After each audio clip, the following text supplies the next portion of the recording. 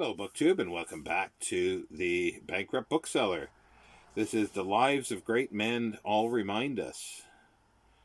Longfellow was great on that with his Lives of Great Men All Remind Us. We can make our lives sublime, and departing leave behind the footprints on the sands of time.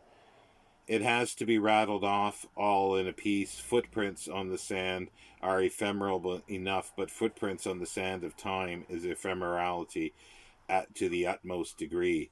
Yes, to live well, someone has written, one should consult the lives of other men as one would a looking glass, and from thence fetch examples of one's own imitation.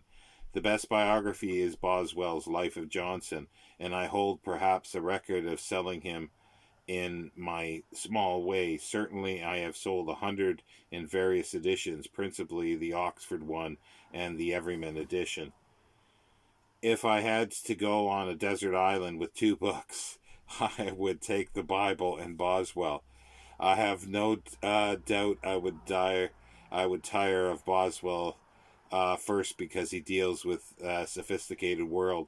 I would be hankering over the social life of London, and that would make me happy by its unattainability. The Bible is more consoling. Judea's social customs and social life at no time give me a nostalgia. There is no happy land in the Bible for which I would hanker. Still, I have not to make the choice. I can have in this back shop of the bookshop both the Bible and Boswell, and I am content. My other Johnsonian biographies are the Lives of the Poets. I have a 1794 edition in 4 volumes with the names of 40 booksellers on the title page. It was an excellent foursome, and I plead guilty to having been very capricious about this lot.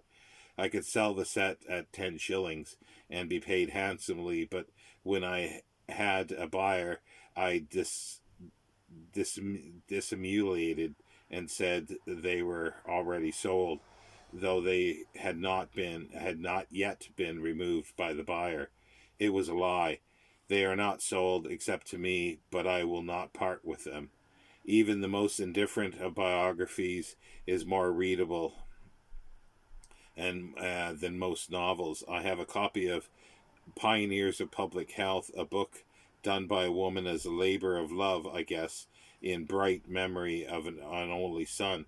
It tells something of men who have made the world more healthy and habitable, and it is not pretentious in any way. Yet it is a book of merit. A likable book, and one which, for human interest, puts whole libraries of new novels into the shade of things unreal. Old biographies always attract me.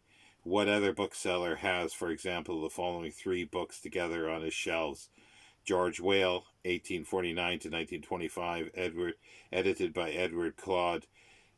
Clement Shorter and Winifred Stevens Whale. John Mackintosh, a biography of George W. Crutchley. Henry VIII by Francis Hackett. I am the only one, and what an interest there is in these 3 books. They prove my case. Any book is a good book. Any book is worth the money, and the booksellers are benefactors. George Whale was a great rationalist and had the phrases is a genius for friendship. Apart from the editors E.S.P. Haynes, Augustine Bureau, and H.G. Wells, who find something worth saying of him in this book. Well, Whale was a good Johnsonian too, which counts for righteousness on earth anyway. And I am sure the great doctor will not allow, if words have any meaning, his supporters to be out of it hereafter.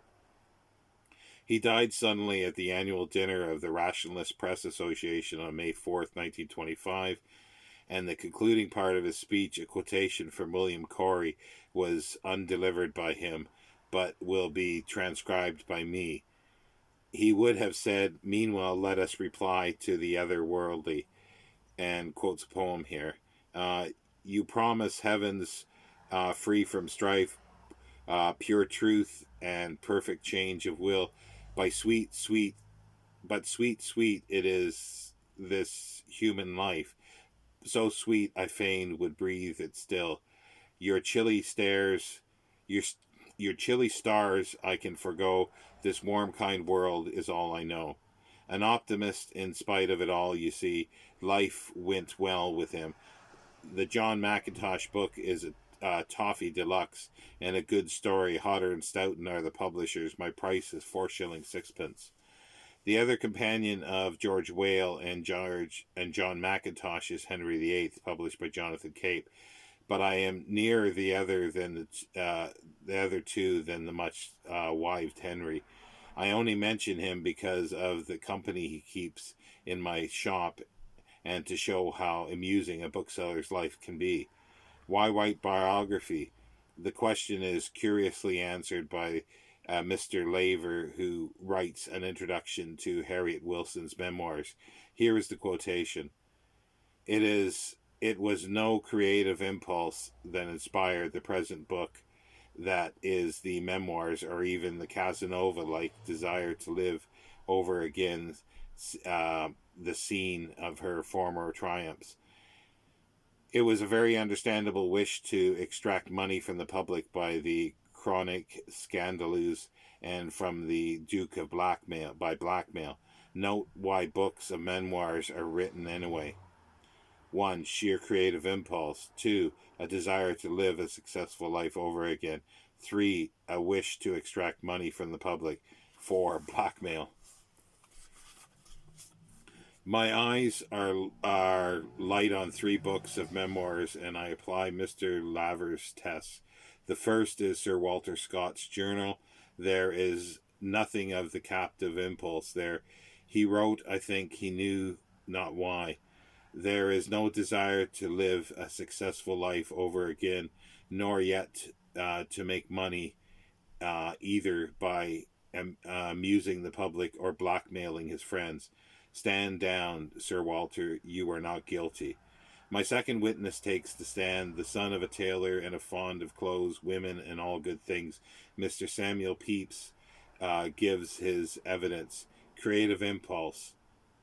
A little puzzled, a slight hesitancy, and the secretary to their lordships of the Admiralty replies, I hardly know why, but I would not claim to that. A desire to live a successful life over again. I had a certain gusto in life, I grant you, but the enjoyment I had cannot be lived over again in writing. The waters pass only once under London Bridge. No, sir, he concludes with emphasis. A wish to extract money from the public? Certainly not. If that were my intention, would I have written in cipher? The fourth question need not be put for a man who wrote a cipher. There can be no suspicion of blackmailing, and Mr. Pepys passes down into the merciful gloom behind the dock, having successfully denied all 4 imputations. His character, as far as Mr. James Laver's charges are concerned, is unstained. The ushers call Edward Gibbon. He asks that all the charges be read out to him. He hears the indictment with grave, almost pompous dignity, for the greatest historian of the age is not accustomed to cross-examination.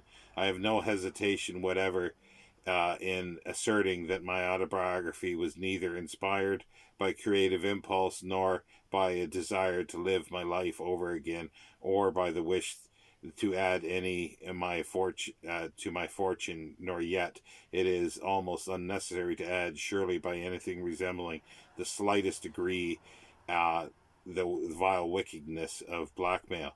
If before this court I am to inform the world why I wrote my autobiography, I must admit in words I have used in the work. Writing my history, I was seduced by the faculty of my pen. Edward Gibbon takes his leave of the court, and I, as one of the jury, feel that Mr. James Laver has failed to make his case. We writers and scribblers alike are seduced by the faculty of our pens. Book titles and possible publishers. The Psalms in Human Life, I see, has gone through 4 editions and have reprinted twice as often. It is a book which I have never read through, but it always interests me. When I procure a copy, as I did this week, of the 6-shilling edition, I always hold it over for a night or so to look over it again. The idea is a good one. I would be most entertained if it could be followed further. For example, Shakespeare and his effect on the